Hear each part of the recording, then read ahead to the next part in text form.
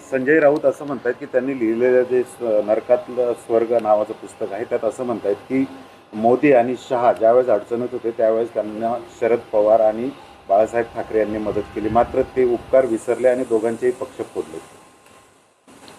आता 100 दिवस तुरुंगामध्ये काही सुचत नव्हतं म्हणून हे असले उद्योग त्यांना सुचलेत. आणि मला तर वाटतं की हे जे काही नरकातला स्वर्ग आहे याला नरकात पण जागा मिळणार नाही एवढी पापया संजय राऊतची झालेली आहे. आणि त्याच्यामुळे ओटसूट काही पण दावे त्या ठिकाणी करून राहिलेला आहे. याला या घटनाक्रमाशी काही संबंध नाही.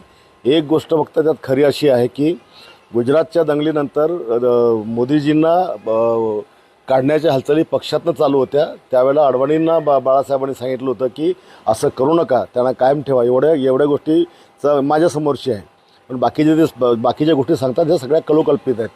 पण त्यांनी असंही म्हटलंय की सध्या बाळासाहेबांचा जो पक्ष आहे हा लोफर माणसाच्या हातात गेला. तेच सांगतो ना मी की या टपरूट माणसाला एवढं कळते की ते राज्याचे मुख्यमंत्री, यशस्वी मुख्यमंत्री राहिलेत की महाराष्ट्राच्या आणि भारताच्या इतिहासात इतक्या कमी काळात इतक्या वेगाने काम करणारा मुख्यमंत्री यशस्वी होता दुसरा कोणीच इतिहासात नाही. आणि त्यांना तो लोफर म्हणतो जे आजचे उपमुख्यमंत्री म्हणून की लाज लज्जा शरम तर या माणसाला पाहिजे की आपण एका संविधानिक पदावर असलेल्या माणसाबद्दल आपण टीका त्या ठिकाणी करतो. ते करत असलेल्या दाव्यात किती सत्यता वाटते? नाही, त्याच्या कलोकल्पित दावा आहे. मनात वाटेल ते बोलत सुटतं संजय राऊत. पी चिदंबरम म्हणतात की इंडिया आघाडी जी आहे ती तुटत चाललेली आहे. किती दिवस दम मारणार आहे?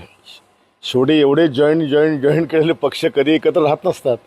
पण हळूहळू आता ते यांच्या कामापुढे सगळे तुटून पडणारे पक्ष ते एकत्र राहू शकणार नाही. शरद पवार अजित पवार सोबत येण्याची परत चर्चा सुरू झाली. आता ते तर मी मागे पण बोललो की हे भविष्यात होऊ शकतं. कारण पवारसाहेबांनी वडिलकीची भूमिका घ्यावी आणि पक्ष दादांनी सांभाळावा ही सगळ्या दोन्ही पवारांच्या समर्थकांची इच्छा आहे. राज ठाकरेंनी पुन्हा एकदा कार्यकर्त्यांना सूचना केल्या किंवा युतीबद्दल काही बोलू नका म्हणून. तर राजसाहेबांचा स्वतःचा पक्ष. यावर तुम्हाला काय वाटते कमेंट बॉक्समध्ये लिहा. चॅनलला सबस्क्राईब केले नसेल तर नक्की सबस्क्राईब करा. जय महाराष्ट्र.